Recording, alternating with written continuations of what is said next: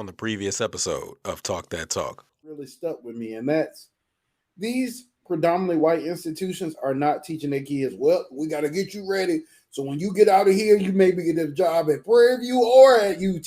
But do you think that's because they already know that they are welcome into certain spaces?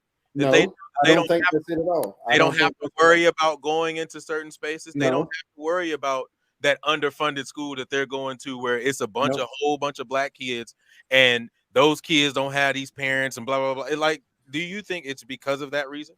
No, they'll change it themselves. No, I don't. Not even that, because they're like, look, a couple of those districts in Dallas, Duncanville in particular, they got band directors working at schools that service kids that don't look like them. You have a majority black and Hispanic school district. All the band directors almost are white. So it's not that. I think that these people, they have been trained that when they go into a school, and Quan kind of touched on it, their colleges tell them how to do it.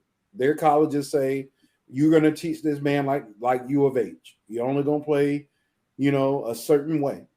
And you're not going to take the chances. That's one thing that HBCU band programs do. We are willing to do things that we're not comfortable with Southern playing the Rocky music, or playing things that you wouldn't expect them to play, playing Daft Punk a couple of years ago. Like these schools will take risks to do something different. These schools don't train them that, and I think it is partially what you said, Julie.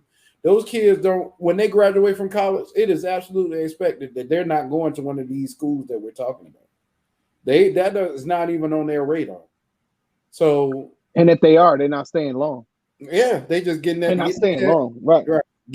So I can get to the next spot. I have one more band that pops into my head that's in a predominantly black area, but it's excellent. Is DeSoto up in Dallas. DeSoto High School's wind ensemble.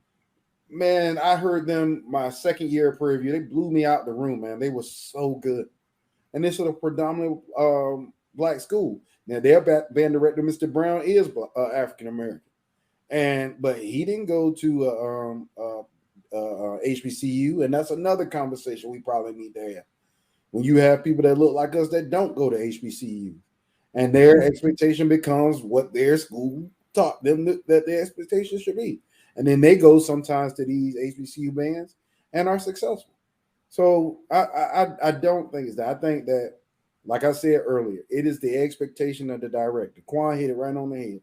We shouldn't have to change who we are, but on the other hand, we have to play with quality. We can't go out there and just blow the walls down. We have to think. We have to actually put a show together that makes sense, because general effect is a part of the judging sheet. Like, we have to train our people at the HBCUs. It's just like being black in America.